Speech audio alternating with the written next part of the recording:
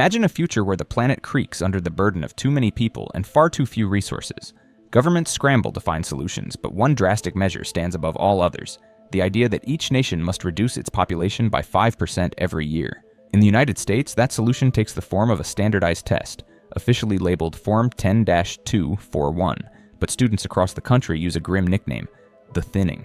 The premise is simple, yet brutal. The lowest scorers each testing cycle are removed from society. High schooler Lena is helping a younger boy named Simon study, while her little siblings play nearby. Simon struggles to grasp the material and pays Lena a sum of money. Then she gives him special contact lenses that show all the answers. Lena warns him to destroy the lenses after finishing the exam. Just then, she gets a call from the hospital informing her that her mother is trying to leave against medical advice. Lena pleads with the doctor to stall her mother, then rushes to the hospital with her siblings, where her mother has already signed all the discharge forms. The doctor speaks to Lena privately, returning her payment and explaining her mother's condition has worsened beyond help. That evening, with only 12 hours left until the test, the governor's son Blake tells his bodyguards he's going to grab a snack from the kitchen. Instead, he sneaks out of the mansion and meets his girlfriend Ellie. Their conversation turns uneasy when they remember they might not survive the upcoming exam, so they distract themselves by sneaking into an empty mansion's pool for a late-night swim. Later in Blake's car, Ellie cannot calm her nerves enough to be romantic, still terrified about the test. A bodyguard appears out of nowhere and forces Blake back home. Governor Dean reprimands Blake for wasting valuable study time right before the big day, insisting he should focus now so he can enjoy life later. 3 hours before exam time, guards dressed in black arrive at the school, setting up fences topped with barbed wire and mounting cameras everywhere. Simon shows up early, but another student bumps into him and he drops his contact lenses. Desperate to retrieve them, he looks around, only to have a guard order him to keep moving. More students file in, trading tearful farewells with parents before guards search their bags and scan them for hidden cheating devices. Blake approaches Lena, hoping to buy a set of those special lenses, but she says she's already sold the last pair. Right then, a guard catches a boy with invisible answers painted on his arm, and that student bolts. It's the first time anyone has slipped past the guards, so Lena's friend Kellen uses his father's account to hack into street cameras, watching the guards corner the student and capture him with a net. Kellen saves the footage and sends it to a reporter. Once everyone is inside, the guards lock down the school. Students proceed to their classrooms, where Miss Birch tries to reassure them that there's always hope. While Mr. Glass goes over the strict rules: 2 hours to complete the test, never look away from the tablet, and the results are final. The exam begins, and every student focuses on their device. Many of them struggle, aware a single wrong answer could seal their fate. When time ends, everyone sets their tablets down. Guards promptly compile the scores. The teachers are distraught as they read out the names of those with the lowest marks. At each name, guards seize the student. Some who resist are dragged off or beaten. Blake, Kellen, and Lena pass, but Ellie fails and is taken away. During a break, Lena notices Simon being let off too. Blake, desperate, calls his father to beg for Ellie's life, but Dean refuses to bend the rules. Enraged, Blake shoves people aside to confront a guard, even hitting him with a fire extinguisher before tackling a second guard. He shouts at Ellie to run, and she tries, but panicked students in the hallway block her path. The guards close in and drag her off to her presumed death, while Blake is pulled away, shouting her name. A year goes by, and the next test is now 24 hours away. Sarah, unable to cope any longer, approaches Glass, who agrees to give her a passing grade if she performs certain favors for him. Meanwhile, Birch visits Lena and her siblings, who have just lost their mother, to bring food and help them cope, knowing the little ones must face their first test. On her way out, Birch sees Sarah stepping out of Glass's car. Back at the governor's mansion, Blake records a message on his tablet, declaring that if anyone finds it, he's probably dead. 3 hours before test time, Lena walks her siblings to school, drilling them with questions to ensure they're ready.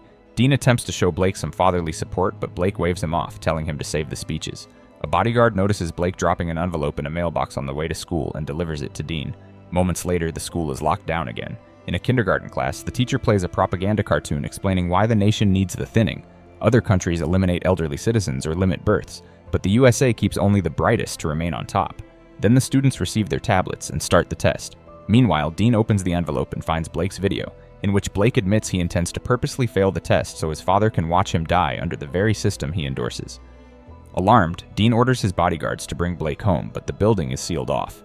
Alone, Dean calls Mason, the security chief, to handle the situation. In his classroom, Blake picks every answer incorrectly, finishing far too quickly, which Glass finds suspicious.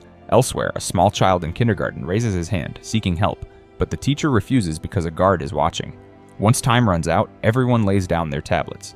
This time, Mason alone calculates the outcomes. Soon, each teacher reads the pass-fail lists. The child who asked for help is taken, as is Sarah, who screams upon realizing Glass deceived her. Kellen and Lena's siblings pass, but Blake also passes, despite his obviously flawed answers. Birch is stunned when she sees Lena's name on the fail list since Lena is her best student. Meanwhile, Mason phones Dean to confirm their plan is in motion. Blake, shocked, watches a line of sobbing students get marched off. Birch confronts a guard, insisting Lena's result must be rechecked. Mason assures the guard all is correct, so Lena is forced to leave with the failures. Birch quietly slips her keycard to Lena, reminding her there's still hope. Soon, a celebratory party begins for those who passed. Birch notices Glass flirting with another student. Simultaneously, Dean appears at a public event, boasting about his achievements and describing the thinning not as barbaric, but as progress. He announces his candidacy for president, and a disgusted Blake walks away from the festivities. In a hidden corridor, the failed students are ordered to strip for decontamination and beaten when they hesitate. Lena conceals Birch's keycard in her mouth. Afterward, they receive prison-like uniforms and are taken to a chamber where they're handcuffed to chairs.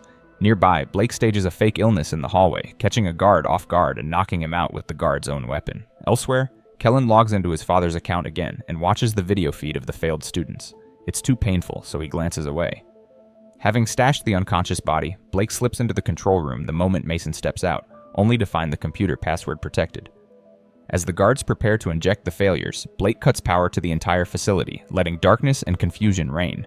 Mason finds the disabled guard, realizing trouble has begun. The electronic cuffs holding the failed students glitch, and some of them break free. Amid the brawl, Lena escapes by swiping Birch's keycard through the door scanner.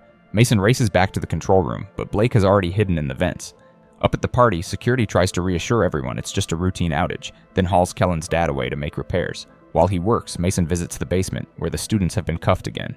He realizes one person is missing. Down a corridor, Lena nearly collides with a guard, but ducks behind some lockers in time. She tries using the keycard on a door, but it won't budge. A guard notices and confronts her, and she pretends to be Birch in the dim light. The moment the guard turns around, Lena tackles him, but the guard overpowers her and starts kicking her. Suddenly, Blake emerges from the shadows and knocks the guard out.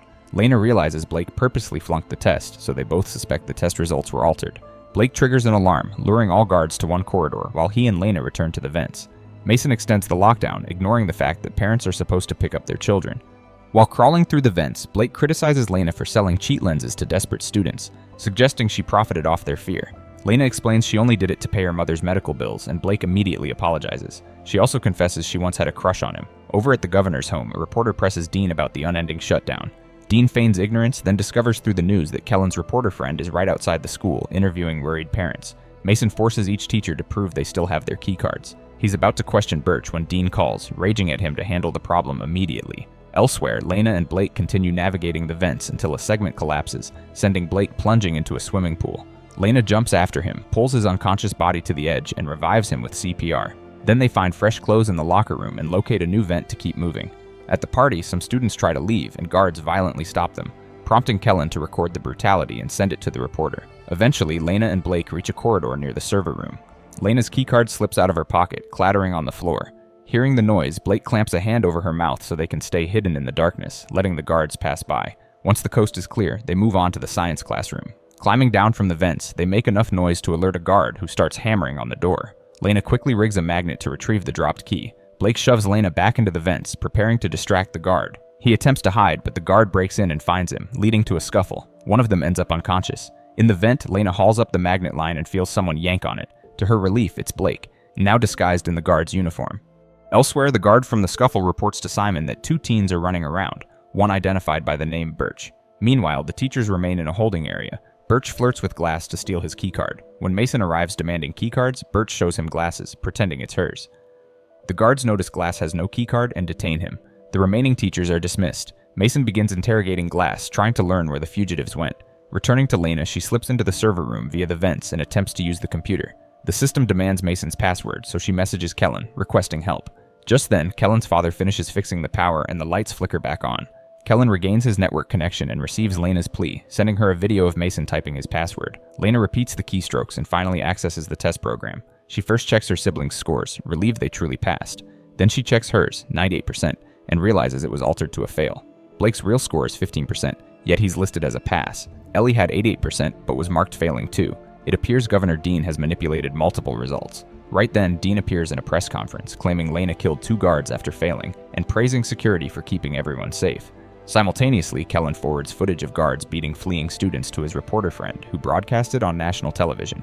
Realizing Kellen is helping, Lena sends him screenshots of the doctored test scores. Mason notices her on the security feeds and raises the alarm. Guards corner Lena before she can slip out, arresting her despite her claims of proof. At the same time, Blake discovers the failed students lined up. He pretends to have orders to relocate them. The guards grow suspicious and confront him, forcing Blake to initiate a fight.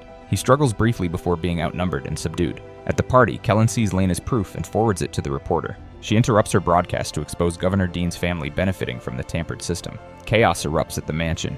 Worried advisors urge Dean to end the operation and release Lena, but Dean insists he has one last move.